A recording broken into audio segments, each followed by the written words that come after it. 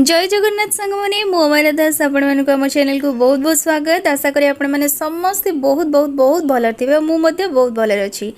तेज मुझे आपण सहित शेयर करी the very easy and very quick recipe and very tasty recipe जोटा कि पूरा एकदम नुआ रेसिपी। आशा करी आपण मानक खूब पसंद आसो। ये रेसिपीर ना हूँ सूजी पकोड़ी रेसिपी। तो सूजी रे केमती बहुत पकोड़ी और बरार फ्लेवर यहाँ आनी दिए रेसिपी। सो आपण मानक बहुत नुआ माने नुआ फ्लेवर किसी खावाई मिल यहाँ बहुत टेस्टी। आउ जदि बेसन भल नथिबो भल ब्रांडर बेसन नथिबो ताहले एमती पकोड़ी आपण माने तैयारी करि परिबे से पुणी सूजी रे। तेबे चलंतु रेसिपी स्टार्ट करिबा। फर्स्ट तो मुझे गोटे पात्र नहीं जाइछि तो गोटे जगह नहीं कि से गोटे बड़ कप सूजी दे दूँ। यहाँ हूँ मेजरिंग कप्र सब बड़ कपटा से गोटे कप सूजी की देदेली एंड ताठू टिके सान माने टिके छोट कप्रे बेसन देदेली। तो बेसन निश्चिंत ऐड करेंगे एंड जो बेसन कपटा थिला से मु पानी 2 कप देदेली।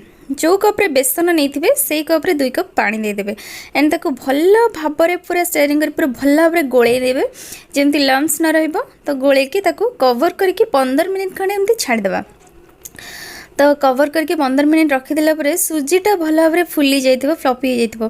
तो एमती जदि टिके पानिया देखा जाउछ आपण घांटी देखंतु टिके पानिया देखाउछि आपण माने एथिरे 2 चम्मच बेसन आउ ऐड करि परिबे। बेसन ही ऐड करेंगे सूजी आउ ऐड करेंगे नहीं। तो बेसन ये आउ टिके ऐड करते जब पानिया लगे हाथ पूरा खसी जाऊँ सेमती तो कले हाथ फुटका हो ना। तो बेसन ऐड करेंगे। तो मुझे कटा पियाज नहीं पतला पतला रसुण अदा कंचा लंकार छेचा और किसी भृसंग पत्र। तो जिते बड़े पकोड़ी कर जो छेचा मसला देली से दवाई निश्चिंत ट्राए करूँ भल फ्लेवर आनी थाए।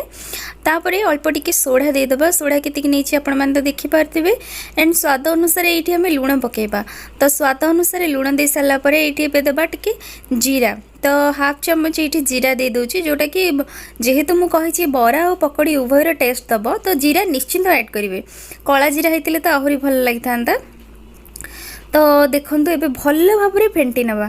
जदि आपण मानक लगुच टेक्सचरटा पानिया अच्छी टिके पानिया अच्छी जेहेतु मोर ये मत पानिया लगे टेक्सचर टी पानिया अच्छी जमीक हाथ में पकोड़ीटा छाणी हेनी।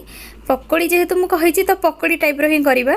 तो चामच देले से पूरा चेप्टा चेप्टा हो तो हाथ में दबाक पड़ो से आउ 2 चम्मच बेसन दूची जद्वारा कि टेक्सचरटा भल से माने स्मूथ रहिबो नहीं कि पानिया नहीं कि मोटा स्मूथ रहिबो। तो 2 चम्मच बेसन ऐड कर सारा पर बहुत ही भल भल भाव में रेडी हो जाइए। तो आपण मैंने ये गोटे कथा नोटिस करेंगे मेजरिंग कप जी मुझे आपण मैंने मेजरिंग कप अनुसार से जिनस ऐड कले बहुत ही भल फ्लेवर पकोड़ी तैयारी करेंगे। तेल बिल्कुल भी शो करनी। तो भल भाव में गोले नवा। तापर तेल को भी मुझे गरम कर नेउची। तो एबे तेल मीडियम आंचरे गरम हो जाइए। तो पकोड़ी गुड़ा को छाणी नवा। तो देखिपे हाथ में एमती पकई हो सब एत स्मूथ हो माने उभय बरा और पकोड़ीर फ्लेवर आनीदेव। यहाँ गोटे नुआ स्टाइल मुझे बहुत ही खायापे बहुत टेस्टी लगुच। आपण मैंने प्लीज थे एमती ट्राए करेंगे। तो बारंबार एमती लेउटा पुटा करेंगे। तो पकोड़ी जदि भल खावाई चाहते उभय माने बहुत साइड्रु गोटे पट पूरा पोड़ीज आ गोटे पट भल रही कंचा सेमती भी हेनी। तो आपण मैंने बहुत साइड्रु सेमती लेउटा पुटा करेंगे। तो ये देखो कथा भितर पकोड़ी रेडी हो जाइए। तो मुझे छाणी नौची। तो आउ कि पकईकि मुझे देखई दूसरी मीडियम फ्लेम रे पकोड़ी गुड़ा को छाणीबे। हाई फ्लेम बिल्कुल भी करेंगे नहीं कि लो फ्लेम भी करेंगे नहीं तेल टाणी नब। तो ये सब पकोड़ी को पकई सारापर सांगे सांगे एमती लेउटा पुटा करेंगे। एमती बारंबार लेउटा पुटा कले भल भाव में सबू पटरू भल भाव में सीझीब भल भाव में हो पार।